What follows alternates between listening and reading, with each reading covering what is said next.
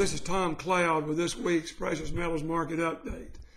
There are things that are starting to evolve that we've been talking about, and certainly we're in those 3-month time frame where gold and silver have profited even in down years over the months of August, September, and October.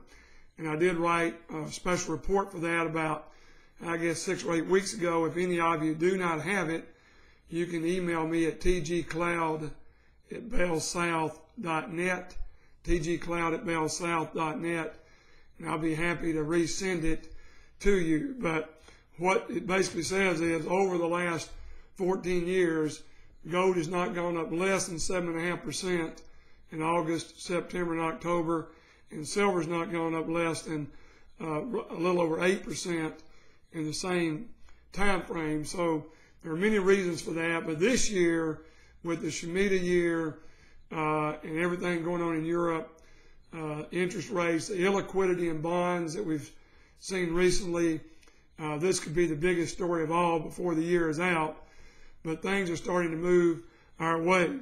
Let me give you a quick update on supplies. We're now seeing all silver delayed anywhere from 2 to 5 weeks, depending on what kind it is.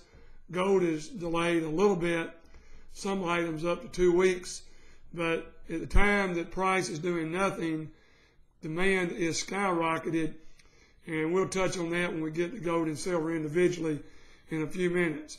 But a few things I want to mention. First of all, South Korea has just blown people away by officially announcing that their country will not participate in this fiat currency game, and it put over 1 trillion won into gold. They're saying the Japanese stock market is way too high risk, and the U.S. bond market, a treasury market that has run away and literally has no liquidity. The minute there starts any liquidations, U.S. treasuries are going to plummet, and I mean plummet. We saw the 7% drop back in late February to the end of March, and personally I think that's nothing compared to what you're going to see. So you better get used to that. The bank crisis we're seeing in Europe, the Greek banks are back operating. They're limiting the amount of cash coming out. Bank stocks are plummeting. Stock market is plummeting, and it's just the tip of the iceberg. Remember, we still have Italy, Spain, Portugal, and Ireland with severe debt problems that have not even begun to be dealt with. And yet we're seeing all this money rolling over. We still don't know where it's coming from to keep Greece in the situation they're in, but billions and billions of dollars and euro are being created out of thin air like never before in the history of the world. It brings us up to the Executive Order 13603.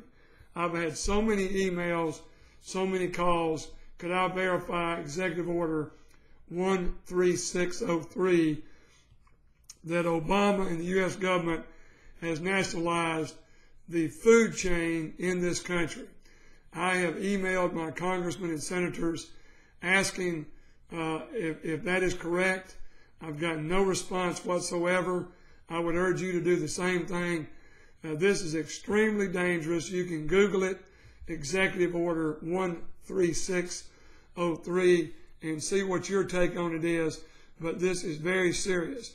We're now seeing John Williams and other independent trackers of inflation saying food costs are up 18 to 27%, and it's killing the middle class. It's taking away their purchasing power, and the government acts like everything is great. If you took away 3 or 4 stocks, the Dow Jones is down for the year. The NASDAQ is up about 10%. But if you took out 4 stocks, the NASDAQ would also be down. So people, you're getting into a very serious time as to what you want to have your money in, and you better continue to try to get cash out of the bank while you can for emergency. We just saw what Greece went through. If you didn't have euros, US dollars, or silver in Greece over the 2-week period those banks were closed, you could not buy anything. And if you don't think it's coming to the U.S., I think you're sadly mistaken. I want to finish this section by many of you have heard about the stalker who's supposedly the largest gold and silver trader in the world. It's based out of England. He only gives information to Bill Murphy's website 2 or 3 times a year. He is now saying to his clients that he is very close to going all in. Also in the last week, we've seen the Aden sisters and the Elliott wave come very bullish and in and start buying gold and silver. And they've even quoted that they think gold will be over $200 per ounce higher by the end of the year. These are people that got very good track record and have followed it, and yet the market sits there. We have visited that subject many times, but never with the things at risk that we have right now. We do believe these figures that the establishment, the J.P. Morgans, the Goldman Sachs, the Citigroups are shorting one side of gold and silver to keep the paper market down and buying physical on the other side, and that's the reason there's a severe shortage worldwide. We even got news this week that the Mexican refinery or mint that's over 400 years old cannot deliver silver right now. They're out of it. I mean, this is unprecedented. So if you don't think the price is going to pop, I think you're badly mistaken. I've made the point many times.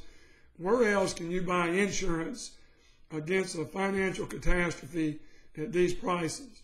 And even if they don't happen, which they will, you'll still be able to get a very large percentage of your money back if everything passed and the stock market started going up and everything, debt around the world was forgiven and things started. You could sell your gold and silver.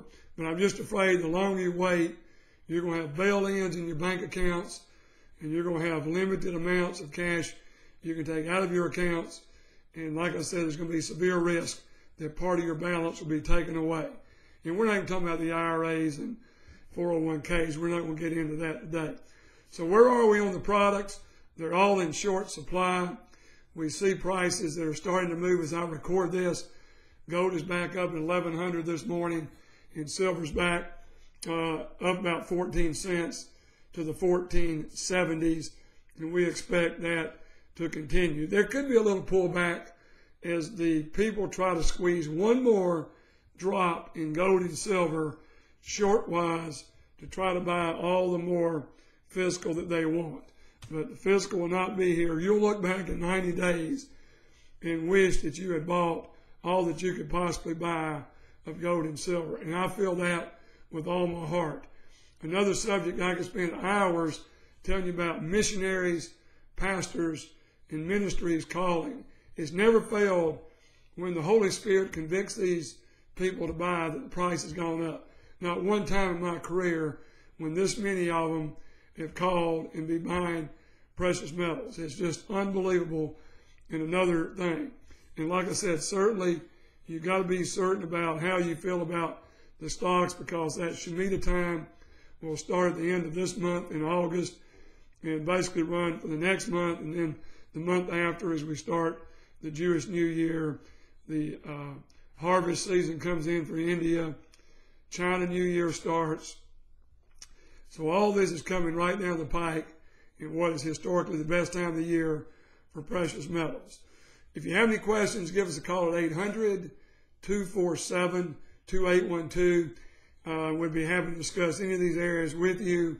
And certainly if you're not getting our email blast, you can sign up at ftmdaily.com, precious metals button. And once again, if you don't like our email blast, you can unsubscribe. We do not share your email or sell it to anyone. It's completely confidential. Till next week's Precious Metals Market Update, this is Tom Cloud signing out.